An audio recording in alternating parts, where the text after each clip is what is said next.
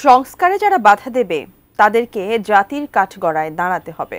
সনদ বাস্তবায়ন না করে নির্বাচন হলে তা প্রশ্নবিদ্ধ হবে, এমনটাই দাবি করেছেন জামায়াত ইসলামের নায়েবে আমির সৈয়দ আব্দুল্লাহ মোহাম্মদ তাহের। দেশের ইতিহাসে প্রথমবারের মতো সরকার প্রধানের সঙ্গে জাতিসংঘের ৮০তম সাধারণ পরিষদের অধিবেশনে যোগ দেন ৩ রাজনৈতিক দলের ৬ প্রতিনিধি।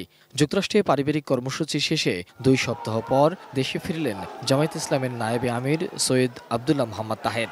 মঙ্গলবার তাকে বরণ করে নিতে নেতাকর্মীরা ভিড় করেন শাহজালাল আন্তর্জাতিক বিমানবন্দরে। স্বাস্থ্যকর অল টাইম ফ্যামিলি কেক, সব সময় অল টাইম হেলদি লাইফ। দেশে ফিরে সাংবাদিকদের মুখোমুখি হন তাহের। বলেন, ফেব্রুয়ারিতে নির্বাচন নিয়ে শঙ্কা না থাকলেও জুলাই সনদ বাস্তবায়ন না করে নির্বাচন হলে বাড়বে সংকট।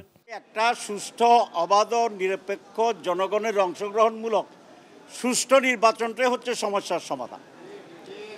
এই নির্বাচনের জন্য কতিপয় বিষয়ে অত্যন্ত দ্রুত এবং দৃঢ়তার সাথে সরকারকে সিদ্ধান্ত নিতে হবে। জুলাই সনদ সংস্কার করেছি, এটা বাস্তবায়নে ডিলে করা হচ্ছে এইভাবে সেভাবে। তো এইরকম যদি ষড়যন্ত্র চলে এবং প্রয়োজনীয় সংস্কার সমাধান না করে, তো তাহলে তো সব কিছুই প্রশ্নবোধক হয়ে যায়। এ সময় যুক্তরাষ্ট্র সফর শেষে ভারতের সেনাপ্রধানের সঙ্গে বৈঠকের খবর গুজব বলেও জানান মোহাম্মদ তাহের। প্রশ্নটার জবাব তো আপনি দিয়ে দিচ্ছেন একটা শব্দ দিয়ে। কি শব্দ বলছেন? গুজব। তো গুজব তো আপনি বলছেন, আমার এখানে জবাব কি হবে?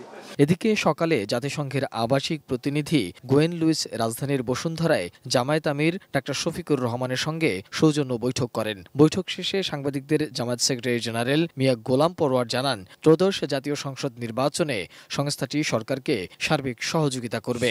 2026-এর ফেব্রুয়ারিতে সম্ভাব্য জাতীয় নির্বাচন সুষ্ঠু নিরপেক্ষভাবে যেন হতে পারে সে ব্যাপারে ওনারা সহযোগিতা করবেন। আগামীকালকে ন্যাশনাল কনসেনসাস কমিশনের একটা বৈঠকে একটা সমস্যার নিষ্পত্তির দিকে যাবে বলে আমরা সকলেই আশাবাদী এবং হোপফুল। মোহাম্মদ সোহাগ বিশ্বাস, এটিএন নিউজ, ঢাকা। আমি